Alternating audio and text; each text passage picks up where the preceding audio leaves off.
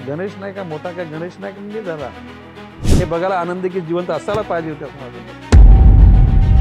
की ज्याला गणेश नाईक आखाड्यात होतं हे होते कुठे टांगा पलटी घोडे फरार. तर मी सांगतो गणेश नाईकला हलक्यात घेतले ना जर वरच्या लोकांनी परवानगी दिली ना तर एकनाथ शिंदेचा टांगा पलटी घोडे बेपत्ता करतो. आय एम 75+ मेंटली फिट आहे, फिजिकली फिट आहे आणि हरामाचा पैसा नाही कमावला. हात साफ आहेत, मन साफ आहे आणि आनंदी गेला. माझ्या एवढा रोकडा कोणीच बोललेला नाही.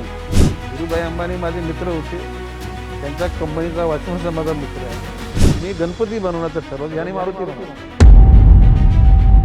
म्हणजे IAS डिग्री लागली म्हणजे सगळे बुद्धिमान असं असं समज आहे लोकांना.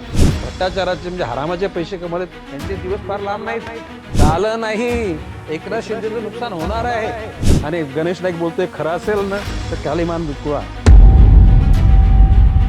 आम्हाला रात्री 3-3 गोळ्या खायला लागत नाहीत. मध्ये बिल्डरांचे दलाल आहेत.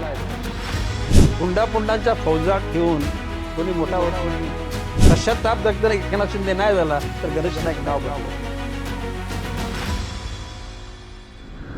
हिंदू हृदयसम्राट शिवसेना प्रमुख बाळासाहेब ठाकरे असो किंवा राष्ट्रवादीचे सर्वेसर्वा शरद पवार, महाराष्ट्राचे हे दोन्ही महानेते राज्यभरात सत्तेचा करिश्मा करू शकले, पण ते एका 21व्या शतकाचं शहर समजल्या जाणाऱ्या नवी मुंबईमध्ये मात्र आपल्या सत्तेचा किंवा आपल्या करिश्म्याचा आविष्कार देऊ शकले नाहीत. याची कारणं वेगळी आहेत. याची कारणं काही जरी असली तरी या दोन्ही महानेत्यांच्या समोर एका नेत्याचं मोठेपण अधोरेखित होतं आणि त्या नेत्याचं नाव आहे गणेश रामचंद्र नाईक. महाराष्ट्राचं राजकारण या नेत्याकडे एका वेगळ्या दृष्टीनं बघतं. ही नेमकी वेगळी दृष्टी काय आहे, ती कशामुळे झाली आणि हा नेता उलगडून सांगण्याचा माझा एक छोटासा प्रयत्न आहे. आज आपण भेटणार आहोत नवी मुंबईचे सर्वेसर्वा असलेल्या गणेश नाईक यांना. नाईक साहेब, आपलं फेस टू फेस मध्ये स्वागत. नमस्ते. नमस्ते. मला एक सांगा की गेली 25 वर्ष नवी मुंबई महानगरपालिका ही गणेश नाईक या माणसाच्या हातात आहे. राजकीय, सामाजिक, प्रशासकीय आणि सर्वांगीण पद्धतीने या शहराने तुम्हाला अनेक गोष्टी दिल्या, पण या शहराला तुम्ही ज्या घट्ट मिठीत तुमच्या पकडून ठेवलेलं आहे ती प्रशासनाची असेल, नेतृत्वाची असेल. शिवसेना प्रमुखांना सुद्धा तुमचं हे नेतृत्व हिरावून घेता आलं नाही आणि शरद पवारांना सुद्धा. असं काय हे कॉम्बिनेशन आहे गणेश नाईक आणि नवी मुंबई? किंबहुना शिवसेना प्रमुख बाळासाहेब ठाकरे यांचा माझ्यावर फार जास्त जीव होता. त्या कालखंडामध्ये 95ला सगळी जबाबदारी गणेश नाईकांकडे देऊन टाका आणि त्यावेळेला एकही सरपंच नसताना 57 पैकी 34 नगरसेवक निवडून आणून शिवसेनेचा पहिला महापौर संजू नाईकाला आम्ही केला. दुसऱ्या महापौर सुषमा दंडे, तिसऱ्या महापौर विजया म्हात्रे, चौथे चंदू राणे, पाचवे तुकाराम नाईक. पुन्हा शिवसेनेतून आमची काही मतभेद झाल्याने आम्ही बाजूला गेलो. तेव्हापासून 2000 पासून पहिल्या टप्प्यात 5 वर्ष संजू नाईक महापौर राहिले. 2010 साली मनीषा भोईर या महापौर झाल्या. दुसऱ्या टप्प्यात अंजली भोईर महापौर झाल्या. 10 ते 15 सागर नाईक 5 वर्ष महापौर राहिले आणि 15 ते 20 पर्यंत पहिल्या टप्प्यात सुधाकर सोनावणे आणि दुसऱ्या टप्प्यात जयवंत सुतार असे 25 वर्ष महापौर नेमण्याचे अधिकार मला दिले. तेच विचारतोय मी, म्हणजे नेता कुठलाही असू द्या. शरद पवार साहेबांनी सुद्धा पूर्ण अधिकार माझ्याकडे दिले आणि त्यांनी ते गणेश नाईक योग्य त्या गोष्टी करतील. आणि हे दोन उत्तुंग व्यक्तिमत्व आहेत. बाळासाहेब ठाकरे आता दुर्दैवानं नाही राहिले.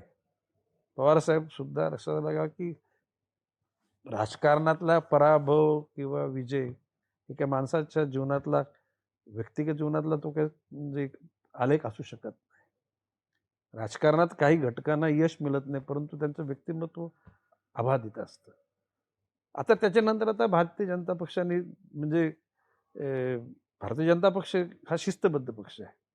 केंद्र सरकार, राज्य सरकार हे तिथले उतरत्या सरणीप्रमाणे तिथून निर्णय होतो, तो राज्यात उतरतो, तो जिल्ह्यात उतरतो, तो तालुक्यात, तो जिल्हा परिषद गट, पंचायत समिती, ग्रामपंचायत आणि वॉर्डमध्ये.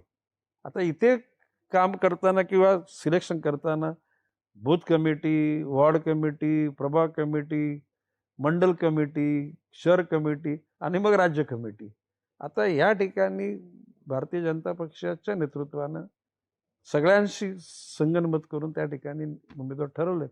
परंतु उमेदवार फायनल करताना म्हणजे निश्चितपणे मला विश्वासात घेतलं आणि परिणामी यावेळेला भारतीय जनता पक्षाचं महापौर होईल हे सांगण्यास मला आनंद वाटतो. नाही, पण मला तोच तुम्ही हे सगळं सांगितलं, हे तर हा झाला राजकीय इतिहास. पण अशी काय गोष्ट गणेश नाईकांकडे आहे त्याचं की काय नेता कुठलाही असो, पक्ष कुठलाही असो, गणेश नाईक त्या नेतृत्वावर किंवा त्या पक्षावर आपली जादू करतात?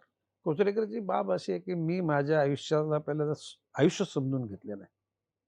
Someone must understand what is meaning of life. जीवन म्हणजे काय हे समजून न घेता जीवन जगणाऱ्या लोकांचे जीवन म्हणजे धाग्यापासून तुटलेल्या पतंगासारखं असतं, दिशाहीन असतं.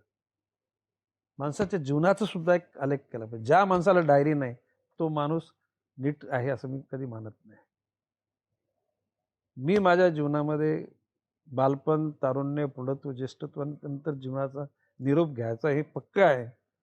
आणि लिव्ह अँड लेट लिव्ह, जगा आणि जगू द्या हे त्याच्यातला सेंटर पॉइंट आहे. छत्रपती शिवाजी महाराज हे आपल्या सगळ्यांचे आदर्श आहेत. डॉक्टर बाबासाहेब आंबेडकरांनी लिहिलेल्या त्यांच्या नेतृत्वाखाली लिहिलेल्या घटना ही जगाच्या कुठल्याही घटनेपेक्षा सुपर घटना आहे. तर ह्या अनुषंगानं कोणी कुठल्या धर्माचा, जातीचा, पंथाचा, भाषेचा, वर्णाचा, वर्गाचा, प्रत्येकाला निर्भयतेने जगण्याचा अधिकार आहे. आणि मी माझ्या जीवनामध्ये शिवसेनेत असताना सुद्धा माझे मराठी म्हणजे राजस्थान, गुजरात, केरळ, बंगाल, UP सगळे मित्र माझे या शहरामध्ये तुम्ही आलात, मराठी माणसाचा सन्मान राहिलाच पाहिजे. पण तुम्ही आमच्या पंखाखाली तुम्ही जर त्या ठिकाणी जगणार असाल तर तुम्हाला आम्ही प्रोटेक्ट करू. मुसलमान असोत, ख्रिश्चन असोत, शीख, जैन, बौद्ध या सर्व धर्माच्या पलीकडे, जातीच्या, भाषेच्या, वर्णाच्या वर्गाच्या पलीकडे जाऊन माणसावर प्रेम करण्याचे संस्कार माझ्या आईने आणि वडिलांनी दिले. ते संस्कार मी टिकवत राहिलो. जीवाभावाचे सहकार्य. तर गणेश नाईक हा मोठा काय गणेश नाईक नाही झाला, जनसामान्यांच्या प्रेमापोटी गणेश नाईक मोठा झाला.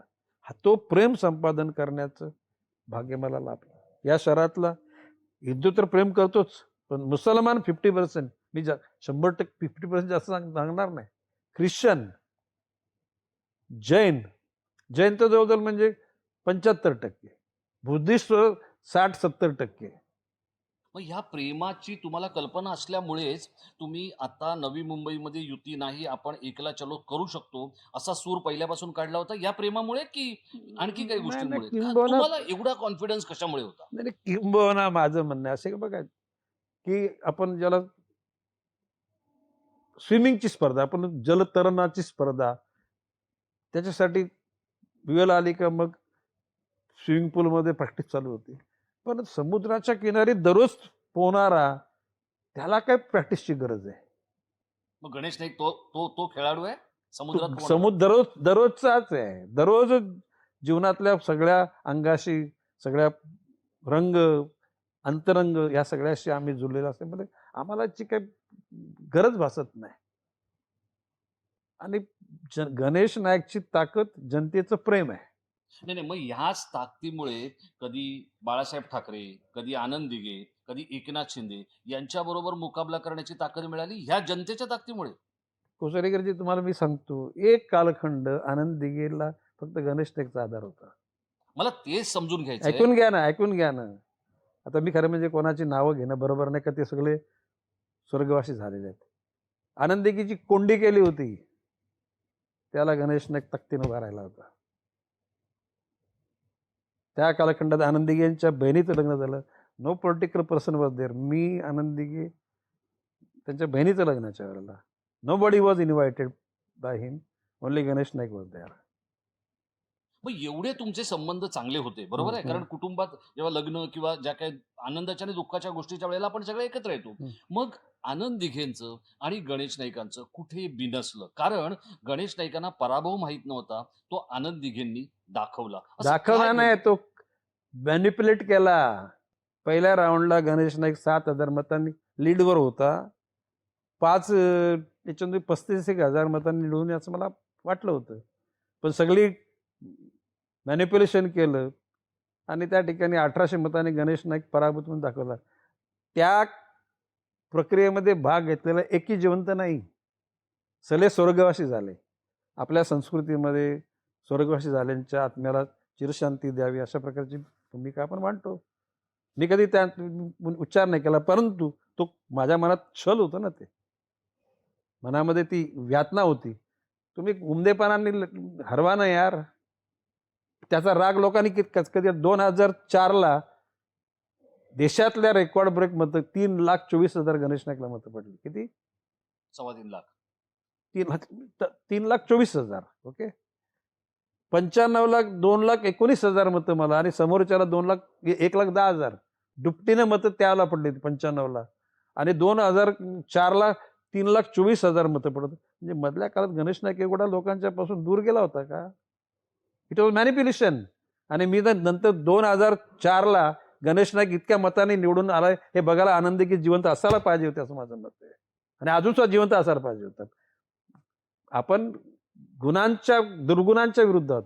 आपण माणसाच्या विरुद्ध नाही. कोणाचा शारीरिक नाश व्हावा अशी आपली इच्छा नाही आहे, परंतु दुर्गुणाचा नाश व्हावा ही माझी तीव्र इच्छा आहे. आता मी मगाशी तुम्ही म्हटलात की युती करू नये. ऑन द कॉन्ट्री, मी राज्यस्तराच्या नेतृत्वाला सांगितलं कुठेही युती करू नका. भारतीय जनता पक्ष या ह्या ठाणे जिल्ह्यामध्ये 7 महानगरपालिकामध्ये या ठिकाणी एकटं भारतीय जनता. मी सांगतो, कल्याणचा महापौर भाजपचा झाला असता, नवी मुंबईचा होईल, भाईंदरचा पण होईल, ठाण्यामध्ये सुद्धा टसर झाली असती. आता तुम्ही सांगता कोणी किल्ला किल्ला किल्ला. अरे एकेकाली नवी मुंबई महानगरपालिकेचा महापौर राष्ट्रवादीचा होता. मायरा मेंडोसचा भाईंदरची महापालिकेची महापौर राष्ट्रवादीची होती. नजीब मुल्ला महापौरपदाच्या जवळ गेला होता. 2 मतांनी राजन केनी जर तिथून सटकावला, ज्याने सटकवला त्यांच्या आत्म्याला शांती लाभो. मी नजीब मुलाला कधी मदत केली होती. म्हटलं नजीब जर महापौर झाला ती मदत मला परत देऊ नको, पण नाही झालं तर मला मदत परत पाहिजे. म्हणजे नवी मुंबई, भाईंदर, ठाणे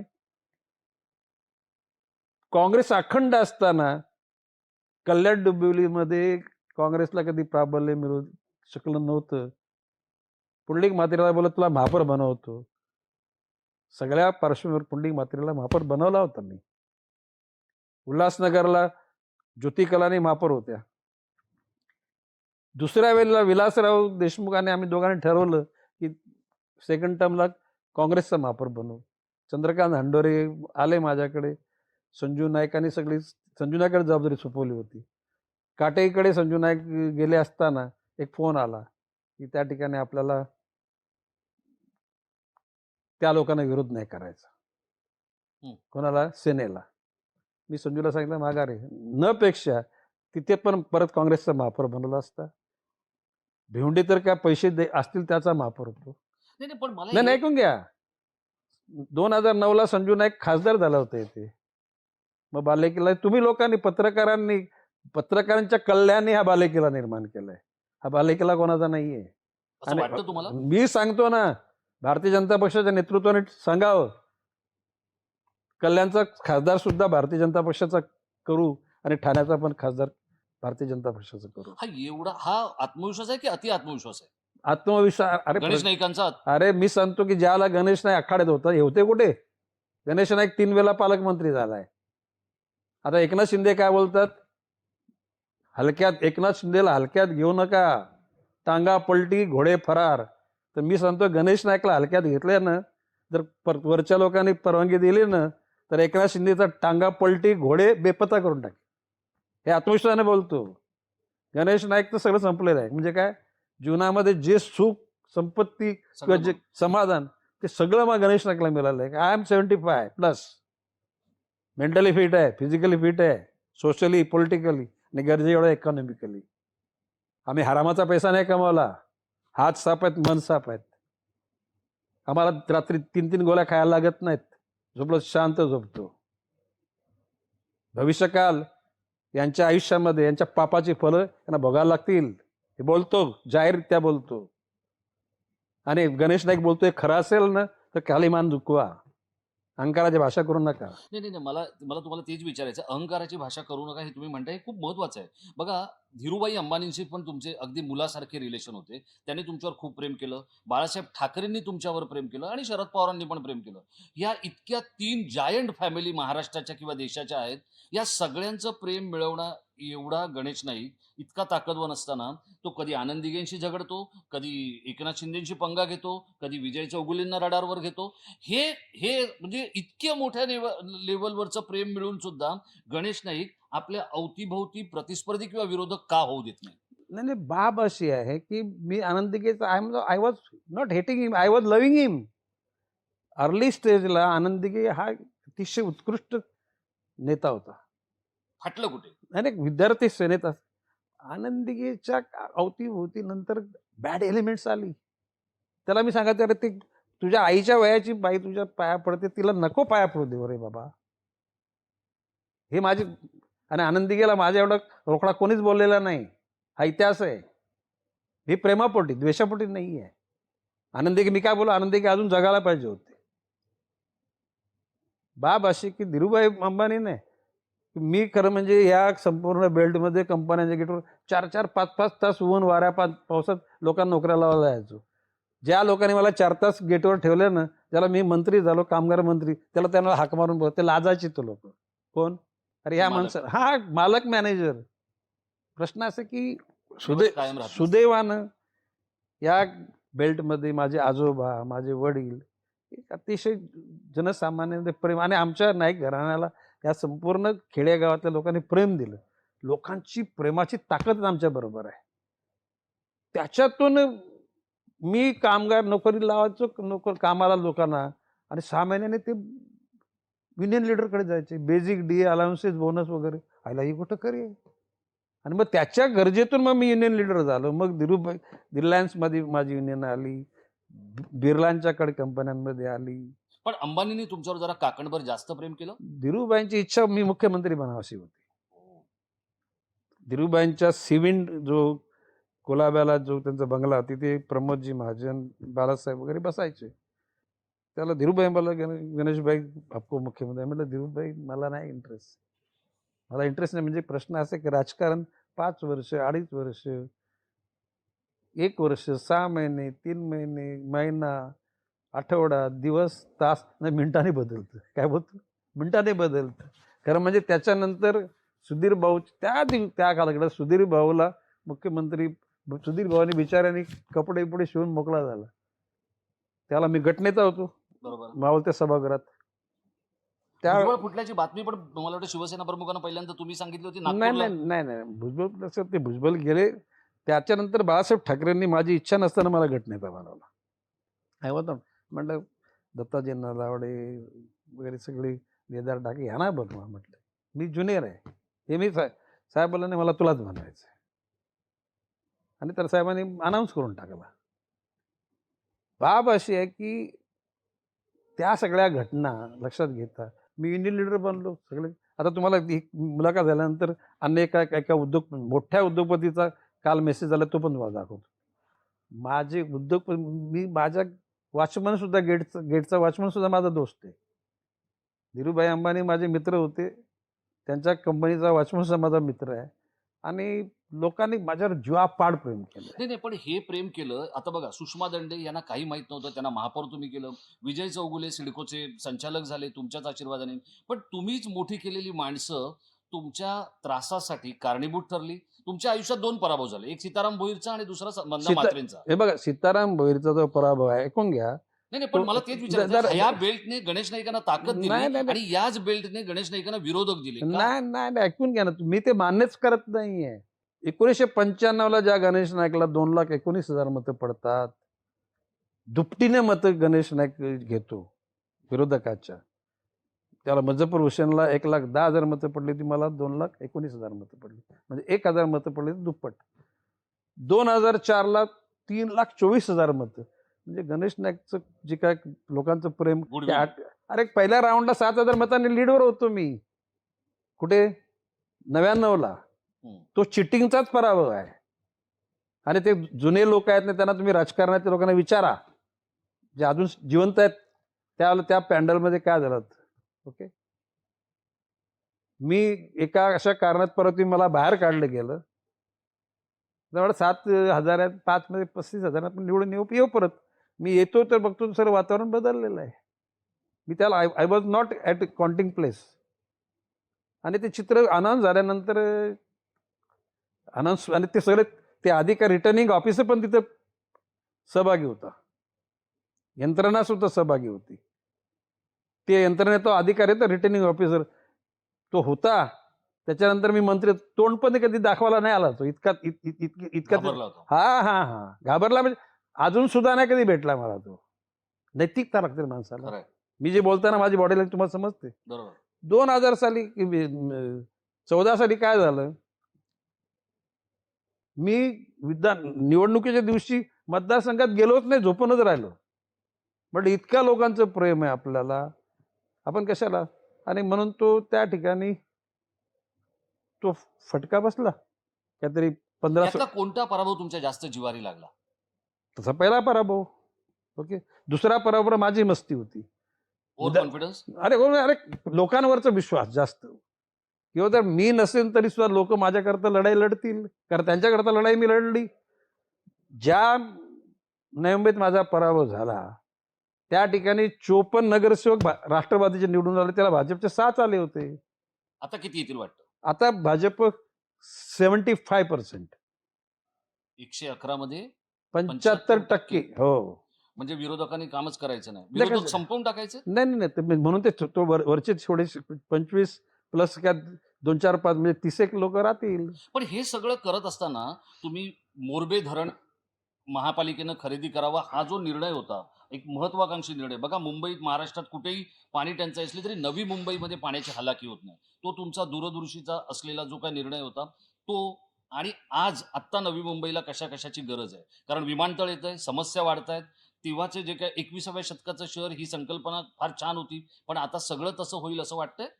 तितकंच नीट राहील हे बघा, मोरबे धरण घेण्याच्या अगोदर MIDCच्या पाण्यावर नोव्हेंबरला लोकांना राहावं लागत होतं. पाणी करता लोकांचे हाल होत होते. संजू नाईक 2000 साली महापौर झाल्यानंतर RR पाटील म्हणजे आबांना भेटायला गेले होते. आबा बोले, अरे संजू धरण घेतो का. संजू बोला 1 मिनिटामध्ये. संजू बाहेर येऊन मला फोन लावला की असं असं आबा बोलतात. म्हणलं त्यांना सांग की आमच्या महापालिकेचं बजेट 70 कोटीचं आहे. किती?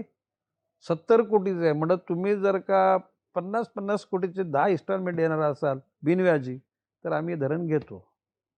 आबा बोले ठीक आहे. मग आम्ही त्यातल्या MMRD कडून कर्ज घेऊन ते पैसे फेडले. आज त्या धरणाचे जर बांधकाम करत 6,000 कोटी रुपये खर्च येईल. किती? 6,000 कोटी रुपये खर्च येईल आज. त्याच्या बाजूला 200 एकर जागा आहे धरणाच्या बाजूला महापालिकेच्या आलेली, तिची किंमत 2,000 कोटी, म्हणजे 8,000 कोटीची एक प्रकारची ठेव तुमच्याकडे. मालमत्ता महापालिका झाली. आता एकूण हे युनिफाईड DCRचा जो करिश्मा झाला ना, करिश्मा नाही, शाप. मी येणार आहे त्याच्याकडे. नाही, त्यातून काय होऊ शकतं? मी योग्य ठिकाणी बोललो. आता मी कुठे बोललो सांगत नाही. म्हटलं कुठल्या महामूर्खाने हा युनिफाईड DCR आणलाय. हा एका बिल्डरांच्या गटाने आणला? नाही, हा FSI हा जर जनतेच्या हिताकरता असं तर हा बिल्डरांच्या घशात पैसे देण्याकरता आणलेला युनिफाईड. मी देवेंद्र फडणवीसांना एक दिवशी बोललो तर देवेंद्र फडणवीस बोलले, गणेश नाईक साहेब मी गणपती बनवण्याचं ठरवलं, याने मारुती बनवला. देवेंद्र फडणवीसांच्या काही संकल्पनेतून आलेली ती संकल्पना. परंतु त्याचा नंतर सत्यानाश ह्या नंतरच्या लोकांनी केला. आणि भविष्य ही mono, metro, Subway, tunnel Binel हे देवेंद्र फडणवीसांचे. आपला समृद्धी महामार्ग ही कल्पना ओरिजिनली देवेंद्र फडणवीसांची. हो, ते अख्ख्या देशाला माहिती. ओके, परंतु ही जी पॉप्युलेशन वाढणार आहे, तुम्ही तज्ञ लोकांशी चर्चा करा की कुठल्याही शहराला इतक्या मोठ्या प्रमाणात दिलेलं FS आहे, शहराचं शहर पण ठेवणार आहे का? आता बाहेरून येताना आपण 1 तासात येतो आणि किती किलोमीटर? साधारणपणे 50 किलोमीटर 1 तासात येतो. 100 म्हणजे 60 किलोमीटर 1 मिनिटाला 1 किलोमीटर. इथं आल्यानंतर 3 किलोमीटरला 1 तास परत लागतो. शहरामध्ये इतकं कंजेशन आहे.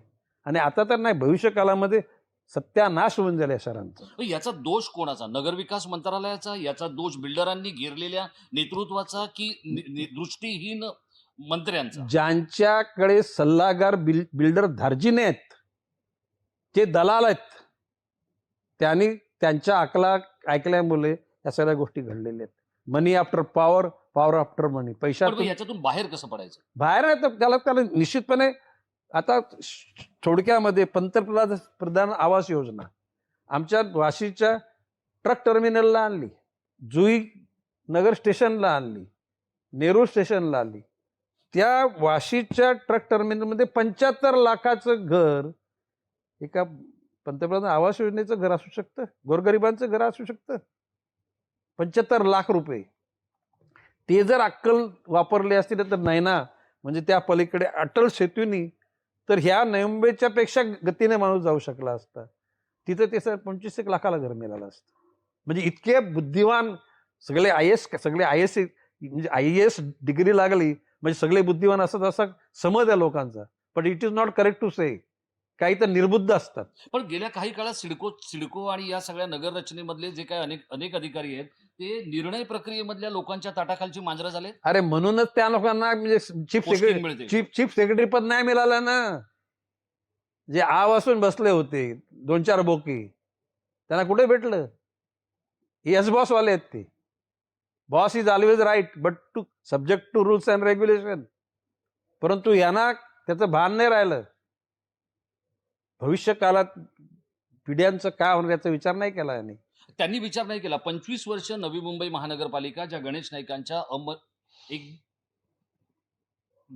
अमीट अशा नेतृत्वात आहे, त्या नेतृत्वाची दुसरी पिढी म्हणजे नेत्यांची पण आणि अधिकाऱ्यांची पण इतकी सक्षम आहे की पुढची 25 वर्ष हे शहर नीट व्यवस्थित चालू शकेल. हे बघा, आपल्याला कुचरेकरची माहिती आहे, विधान भवनामध्ये तत्कालीन मुख्यमंत्री एकनाथ शिंदे बसलेत, उपमुख्यमंत्री देवेंद्र फडणवीस बसलेत, अजितदादा बसले. त्याला बोललो मी, या सिडकोमध्ये बिल्डरांचे दलाल आहेत, शासनामध्ये बिल्डरांचे दलाल आहेत. हे तुम्ही जेव्हा बोललात तेव्हा तुमचा नाईलाज झाला होता. नाही, कशाला माझा नाईलाज? मी बोललोच, भाग होता ना. आणि शासनातल्या सगळ्यांचे हात साफ नाहीत हे पण बोललोय मी. मला कोणी नाही विचारलं बाबा शासनात कधी कोणाचे हात खराब आहे ते तुम्ही का बोलता? हिंमत नाही कोणाची ना. आज पण बोलतो. नवी मुंबई महापालिका 95 सुरू झाली. सगळ्या स्टँडिंग कमिटी निर्णयाची चौकशी करा, SIT लावा. भ्रष्टाचार झाला असेल तर त्याला स्टिकर लावा, त्याला पनिश करा. तुम्ही मागा ना. आता इथे बदलाव करायचा. बदलाव कसला? अरे नवी मुंबईच्या घोड्यांची ज्याला धावतील ना त्याची धूल पण तुम्हाला दिसणार नाही. नवी मुंबईमध्ये STPची योजना 15 लाख वस्ती करता आम्ही करून ठेवलेली आहे. आज नवी मुंबई 30 लाखाची करता, आज 15 लाख वस्ती आहे. पण दादा, प्रदूषणाची समस्या काही तुम्हाला अजून सोडवता आलेली नाही. नाही कारण मुंबईचा त्या कचरपट्टीचा धूर नवी मुंबईत मध्ये येतो. आता हे असं हे सगळ्याचा कारखाने केमिकलचे निघून जातील. नवी मुंबईला शुद्धच बनवणार आणि राज्याला शुद्ध बनवणार. शेवटी प्रश्न असा आहे की कधी ना कधी सत्य बोलणारा आणि स्पष्ट बोलणाऱ्यांची गरज आहे. मी तुम्हाला सांगतो, हे पापाचे भ्रष्टाचाराचे म्हणजे हरामाचे पैसे कमवलेत यांचे दिवस फार लांब नाहीत. फार जवळच्या कालखंडात यांना रिपेंट अंधाराचा कोणाडा घ्यावा लागेल. अंधार पण सांगेल माझा आधार नको घेऊ, तू पापी आहेस. नवी मुंबईचं विमानतळ येणाऱ्या काही वर्षांमधला हा एक माइलस्टोन ठरणार आहे. हे जे विमानतळाचं आव्हान आहे ते आजूबाजूच्या महानगरपालिका आणि तिथल्या स्थानिक स्वराज्य संस्था कसं पेलणार आहे? हे बघा, बाब असे की नवी मुंबईत हे पहिलं मुंबई विमानतळ नवी मुंबई, आता पालघरला 3रं विमानतळ होते वाढवणच्या पलीकडे. आणि इतक्या मोठ्या प्रमाणामध्ये टनेल वगैरे रस्ते, एलिव्हेटेड रस्ते आहेत, ही वाहतूक बेस्ट होणार आहे. देवेंद्र फडणवीसांनी जो सेटअप केलेला आहे तो परफेक्ट आहे. फक्त त्याला शाप एकच आहे, हा खैरात वाटण्यासारखा जो FSI दिला पण मग नेत्याने दाता असू नये, जाणता राजा असू नये, नेत्याची जाणत असू नये देण्याची. बरोबर तुम्ही आहे तर देणाऱ्यांपैकी एक ओळखले जातात बरोबर आहे महाराष्ट्राच्या राजकारणात. बरोबर आहे ना.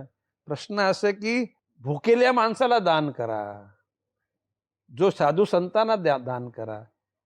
तमाशात जाऊन नोटांची उधळण करण्याची तुमची भूमिका असेल तर ती चुकीची आहे. ही जनतेच्या हिताकरता FSI वाढवलं तर वी आर सपोर्टिंग. परंतु हा बिल्डरांच्या करता वाढवलेला FSI. बिल्डरांच्या थिंक टँक मधून सल्ले दिले गेले आणि ह्या गोष्टी घडल्या. तुम्ही जरा त्यांच्या आजूबाजूला वावरणाऱ्या लोकांची नावं घ्या ना. हे म्हणजे तुमचा अजय अशरवर रोख आहे का? मी थेटच विचारतो. आता नाव कशाला आहे? तुम्हाला म्हणजे तुम्ही बोललात ना असे एकच थोडेच आहे.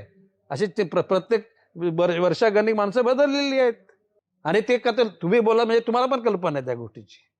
म्हणजे you are supporting my statement. नाही तुम्ही असं आडून बोलताय. मी थेट नाही विचारलं. आडून कशाला. बिल्डर धार्जिने दलाल आहेत. त्या दलालांच्या मार्फत सला कारभार चालला. तो जनतेला नजरेसमोर ठेवून घेतलेले निर्णय आहेत. हे बिल्डर लोकांना नजरेसमोर निर्णय आहेत आणि म्हणून ते बाधक आहेत. माझा आणखी एक टोकदार प्रश्न तुम्हाला आहे. मला कल्पना आहे तुमच्या वेळेचं गणित तुम्हाला गाठायचं आहे, पण मला तुम्हाला विचारायचं आहे की तुम्ही काय, एकनाथ शिंदे काय, आनंद दिघे काय, कार्यकर्त्यांमधून मोठी झालेली नेते मंडळी आहेत. एकनाथ शिंदे यांचं नुकसान या त्यांच्या अवतीभोवतीच्या लोकांमुळे झालं आणि त्याचा फटका ठाणे, नवी मुंबई, कल्याण, डोंबिवली अशा शहरांना बसला. झालं नाही. एकनाथ शिंदेचं नुकसान होणार आहे. Eknath Shinde is going to repent. पश्चाताप जर एकनाथ शिंदे नाही झाला तर गणेश नाईक नाव बदलून दे. हे मी आत्मविश्वासाने बोलतो आणि मी कधी एव्हिडन्स माझ्याकडे नसेल ना तर मी नाही बोलत. हे गंभीर आहे. म्हणजे तुमच्यासारखा नेता की जो इतकी ताकद असताना फक्त नवी मुंबई पर्यंत मर्यादित राहिला. बघा, तुम्ही कधी बाहेर स्वतः ठरवलं नाही की आमदार विकत घ्यावे, आमदारांचं लॉबिंग करावं, खासदार घ्यावेत, असं कधीच तुम्ही ठरवलं नाही. आणि त्यामुळे बहुधा मला आठवतंय स्वर्गीय विलासराव देशमुख असं सांगायचे की गणेश नाईकांना शोधणं म्हणजे एक महाकर्म कठीण. ते असतात नवी मुंबईतच, पण त्यांना शोधणं कर्म कठीण. मग असे गणेश नाईक आज इतक्या पोटतिडकीने बोलतायत, हे तुम्हाला तुमच्या समोर बनलेल्या एका कार्यकर्त्याचं नुकसान होताना दिसतंय म्हणून बोलताय की शहरं मरतायत म्हणून बोलताय? नाही. ही जी काय भविष्य काळामध्ये जे वातावरण निर्माण होणार आहे ना, हे आपल्या संस्कृतीला धरून राहणारं वातावरण राहणार नाही, ह्याच्यातून मी बोलतोय. गुंडापुंडांच्या फौजा ठेवून कोणी मोठा होत नाही. त्यासाठी सज्जनांची, विद्वानांची फौज ठेवायला लागते. नुसता आभास नाही करायचा, तो रिअलिस्टिक असायला पाहिजे. त्या भाषणामध्ये सगळेच बोलतात बरोबर आहे. विद्वत्तेच्या गोष्टी, परंतु जीवनामध्ये रिअलिस्टिक असल्या पाहिजे. मला माझा शेवटचा प्रश्न, तुमच्यासारखा एक अभ्यासू नेता या शहराची, नवी मुंबईची भविष्यातली सगळ्यात 2 मोठी समस्या केंद्र कोणती बघतोय आणि त्याच्यावरचा पर्याय नवी मुंबईकरांना काय असेल? नवी मुंबईच्या समस्याच नसेल असं वाटतं? नाही आहेत ना. अरे आहेत ना. नवी मुंबईच्या जनतेनं गावामध्ये गरजेपोटी घरं बांधली. झोपडीवासीने झोपडी एक नाही, डबल टिबल मधल्याच्या झाल्या. LIG मध्ये लोकांनी सुद्धा इमारती बांधल्या. या सगळ्यांना गरजेपोटी त्यांच्या पिढ्या वाढल्या म्हणून बांधलेली घरं ही अधिकृत करावीत आणि सुनियोजित पद्धतीचं बांधकाम करावं, पुनर्वसन करावं, अशा प्रकारची एक इच्छा आणि ती पूर्ण करू आम्ही. मगाशी मी पाण्याचा प्रश्न बोललो, नवी मुंबईच्या शिक्षणाचा प्रश्न बोललो, नवी मुंबईच्या फोर्टिस हॉस्पिटल. देशाच्या कुठल्याही शहरामध्ये गोरगरिबांना रेशन कार्ड ज्याच्याकडे पिवला आणि भगवा आहे त्याला 15-20 लाखाचं ऑपरेशन सुद्धा विनाशुल्क फोर्टीसारख्या हॉस्पिटलमध्ये करून देण्याची भूमिका गणेश नाईक निर्माण केली आणि तशा प्रकारचा कारभार चालू आहे. हे आहेत गणेश नाईक. 20 वर्षापूर्वी एक धरण विकत घेण्याचं धाडस करणारे गणेश नाईक आता नवी मुंबईकरांना येणाऱ्या काळामध्ये फुकट आरोग्य व्यवस्था पुरवण्याची एक धनुष्यबाण किंवा एक शिवधनुष्य पेलण्याचं धाडस दाखवत आहेत.